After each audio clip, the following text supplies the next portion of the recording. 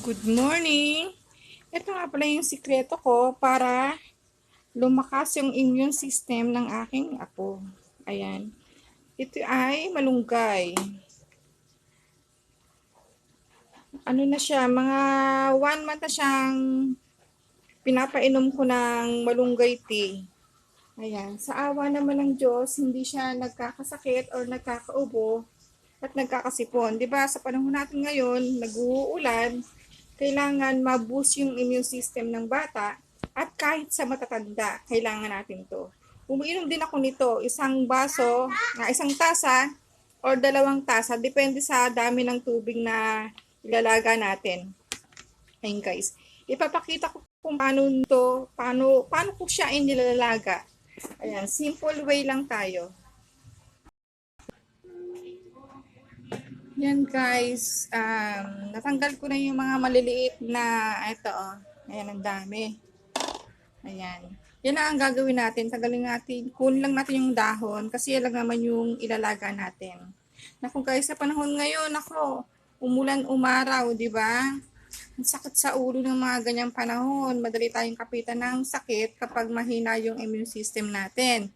Ito, makakatulong ito para lumakas ang immune system, lalo na sa mga bata. Nako, ang hilig magtakbo-takbo niyan, ang hilig maglaro, masyadong active. Kaya kailangan nila ng ganito. At ito guys itong benefits ng malunggay. Nako, ang daming benefits para sa katawan nito. Sa kaka-search ko, ay meron bang naiwan? Meron siyang vitamin K, di ba? Anti-cancer na rin siya. Kaya guys, kung hindi nyo pa na-try yung ganito, ilalaga nyo lang, then meron na kayong malunggay tea. Yan, try nyo na guys. Sasalang ko na. Wait. Ayan guys, nasa kasirola na siya. Hinugasan ko lang siya ng maigi, siguro mga 3 times. Tapos, ayan na siya. Yung tubig niya guys, so hanggang dito, para medyo maraming mainom. Kasi ako din iinom eh. Kasi yung mga anak ko din dalawa, painumin ko. Kasi baby, syempre, lalong-lalo na si baby. Ayan guys. Ang pag-inom ko mga pala sa kanya nito is alternate. Ngayon, tapos susunod na araw ganon. Kasi kapag sobra, 'di ba masama? Lahat ng sobra guys, masama, tandaan natin 'yan. Kaya ang pag-inom ko lang sa kanya nito is alternate. Bukas hindi, tapos sa susunod, ganito na naman ang routine namin.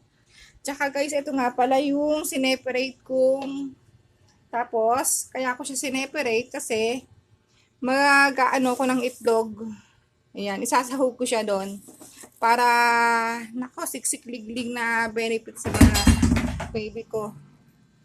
Wait lang guys. Ayan guys, kung nakikita nyo, kumukulo na siya. Ayan, wait natin siya ng mga 10 minutes. Ayan, takpan. Ayan guys, natakpan ko na siya. Wait lang natin siya ng 10 minutes para tawag doon, yung extract niya, ayun, mapunta sa tubig. Guys, finally, ayan, ito na yung ganda ng color niya, oh. Mag-green-green na talaga siya. Ayan, dati ko na po inumin ang aking baby. Guys, salin ko na siya dito sa basong malinis. Ayan na siya guys, magic. Andito na siya sa tasa. Ayan guys, ang kulay niya. Papansin nyo. Medyo, ayan. Ito na yung malunggay tea natin. Wow, palamigin lang natin.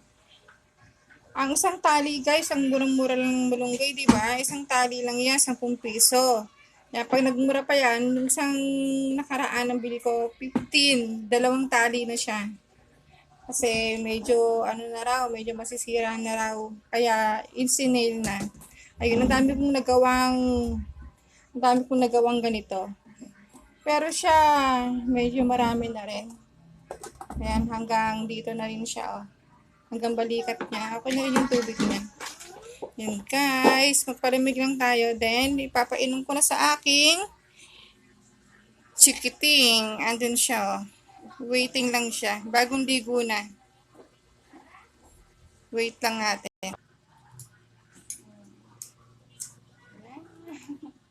Hi guys, sabihin mo baby.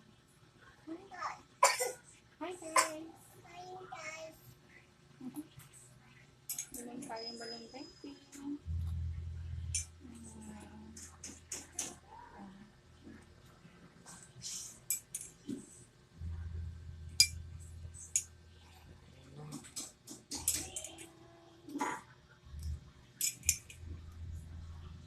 Meron pa baby. Sarap-sarap. Hi guys.